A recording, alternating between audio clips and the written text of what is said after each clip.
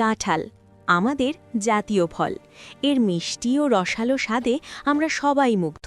কিন্তু আপনি কি জানেন এই ফলটি খাওয়ার পর আপনার শরীরের ভেতরে ঠিক কী ঘটে? এটি খাওয়ার পর পাকস্থলিতে পৌঁছনো মাত্রেই শুরু হয় হজম প্রক্রিয়া। আপনার অন্ত্র তখন ব্যস্ত হয়ে পড়ে এর থেকে পটাশিয়াম, ম্যাগনেসিয়াম এবং প্রচুর ফাইবার শোষণ করতে। সোনালি কণার মতো এই পুষ্টি উপাদানগুলো মিশে যায় আপনার রক্তস্রোতে।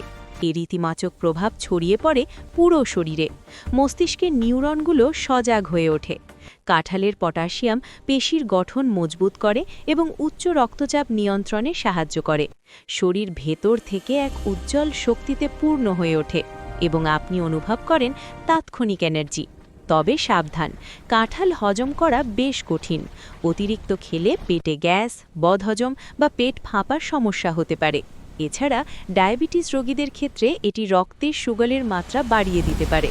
তাই জাতীয় ফলের স্বাদ নিন, কিন্তু সুস্থ থাকতে অবশ্যই পরিমিত পরিমাণে খান। এমন আরও অজানা তথ্য জানতে এখনই সাবস্ক্রাইব বা ফলো করে সাথে থাকুন।